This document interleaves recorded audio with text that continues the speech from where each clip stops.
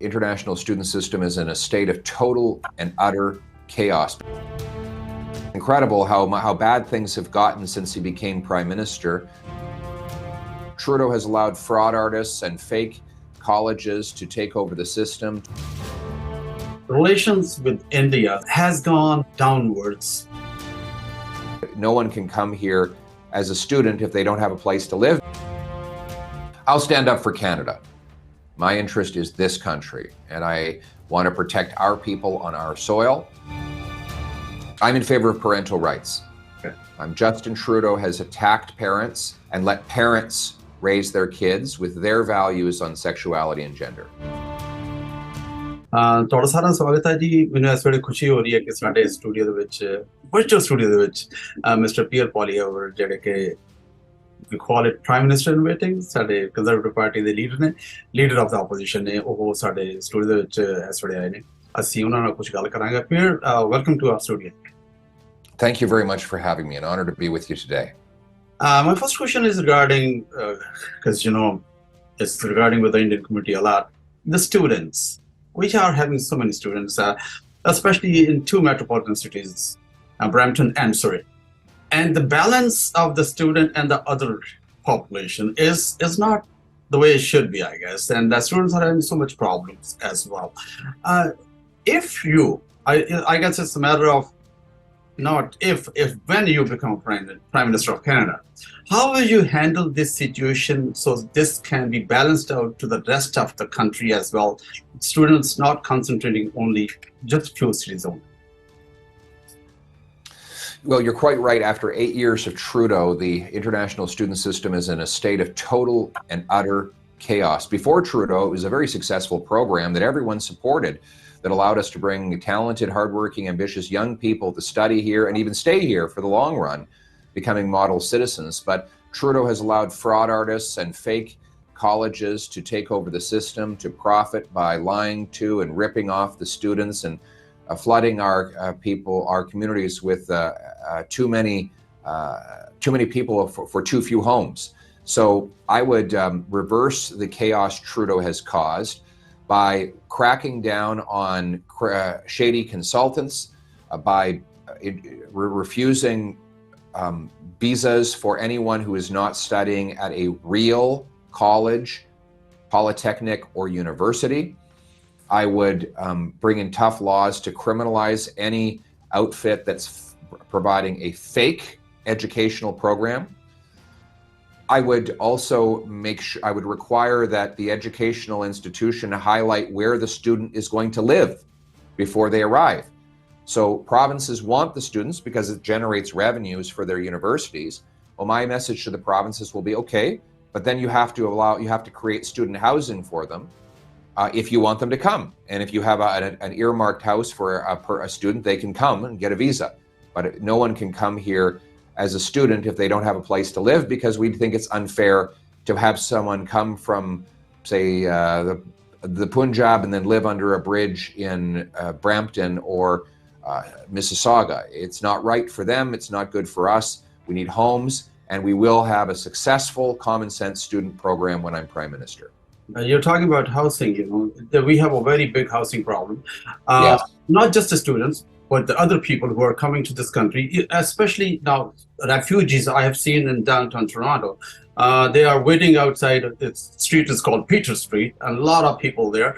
And refugees coming, immigrants coming, and we don't have enough housing. How you will solve this problem? Well, you're right, and it's incredible, isn't it? Because Canada was never like this 8 years ago. We're living in tents. We never had that before Trudeau. Right? Okay.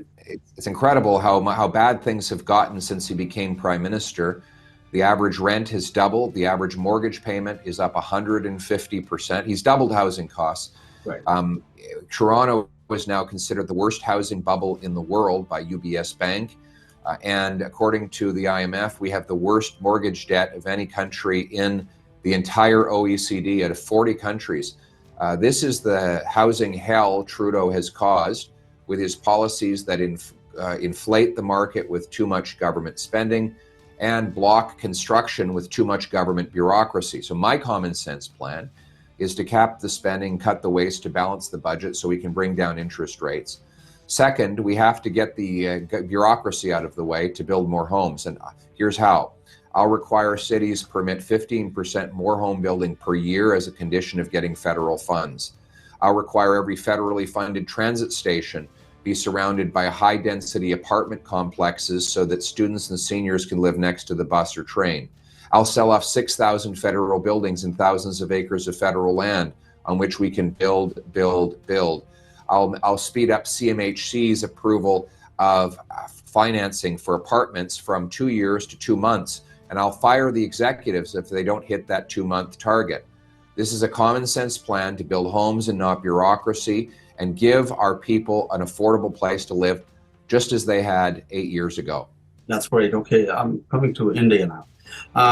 Relations with India since your friend Mr. Trudeau came to power has gone downwards, spiraled downwards. And with this new thing happened with Mr. Nijar, though they say they have some proof of whatever happened, but still, you know, how your relation when you become prime minister will be with India is going to be status quo, or you will try to improve all those relations with India right now, because it's affecting all the Indian diaspora as well.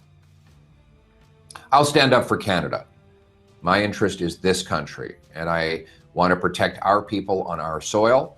I think it's possible to stand up against foreign interference and protect our people, and at the same time have professional diplomatic relations that advance our interests. One interest I would like to advance is to get a direct flight from Toronto and Vancouver to Amritsar. Trudeau has failed to do that. He signed an open skies agreement with India that did not include Amritsar. Singapore, Malaysia, Italy, UK, UAE, Uzbekistan all have direct flights to Amritsar, not Canada, even though we have the biggest expatriate Punjabi population in the world. I want to work with the authorities on both sides of the ocean to get that direct flight so that we save lots of time and lots of money for our wonderful Punjabi population who are going to visit the Golden Temple, to visit businesses or family members. It's common sense. Let's bring it home. That's so nice of you. I hope it happens. And the next question is regarding problems worldwide. The political problems happen somewhere in the world. Let's say right now it's the Hamas-Israel conflict, or sometimes happen in India or other countries of the world. And those problems, all those demonstrations, they start to happen in Canada. We are a very peaceful country. Will you allow this to happen, or will you allow up to some limit to happen, or how you handle this thing? Sorry, what exactly do you mean? I mean, the problems happening, let's say, now it's the Israel-Hamas war, and the demonstrations are happening in Toronto, Vancouver, and it's not just that war only, other problems happening in the other parts of the world, yes. And the demonstrations start to happen in Canada. We have to look out for our own country. You right. know, our focus should be protecting Canadians. Mm-hmm. This is our country here in Canada. I don't want us fighting at home about foreign conflicts. People are entitled to have opinions about what's happening in the Middle East or other parts of the world, but that cannot spill over into violence on our streets. We need to restore law and order, and that means, yes, allowing peaceful protests, but no, we can't allow any more violence against innocent people in this country who've done nothing wrong and are not even connected to the conflict abroad. And I think one of the worst legacies of Justin Trudeau is he's divided Canadians. He divides us by race, sexuality, region, class, vaccine status, you name it. He's always looking for a way to slice and dice our population and turn Canadian against Canadian.